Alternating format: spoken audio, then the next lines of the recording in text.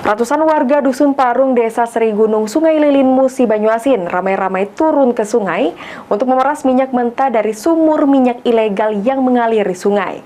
Aksi warga ini cukup berbahaya karena mengancam nyawa mereka.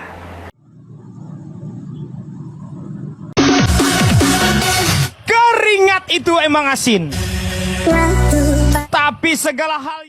Ratusan warga Dusun Parung, Kecamatan Seri Gunung, Sungai Lilin, Musi, Banyuasin ramai-ramai turun ke sungai untuk memeras minyak mentah dari sumur minyak ilegal yang mengaliri sungai.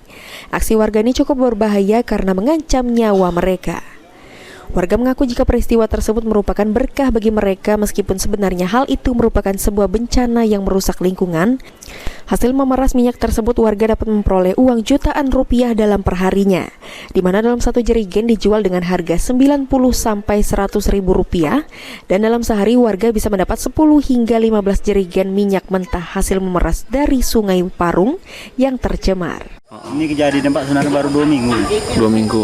Jadi warga di sini memanfaatkan ini seperti apa, Pak? Ya ini bukan warga sini sebagian warga luar. Ngapain mereka di sini, Pak? Ya meras minyak ini. Meras minyak. Memang berapa sih, Pak? Ini Jerigennya berapa jerigen? 90. 90. Itu siapa yang ngambil, Pak? Ini pulau-pulau kalau yang beli ini lah. Yang dari luar, yang dari juga ada. Jadi sehari warga bisa dapat berapa, Pak? Sehari tentu ada yang dapat istilahnya 15 jerigen sampai jam 4 itu. Ada yang dapat 10 jerigen. Berapa jerigen harganya, Pak? 90. Berarti satu hari bisa 1 juta lebih, Pak, ya? Lebih. Tapi malam dakati yang berat. Aparat petugas sendiri terus melakukan larangan, namun aktivitas ini tetap tidak bisa dicegah, bahkan tak jarang menimbulkan korban jiwa. Ruzi Iskandar, PAL TV.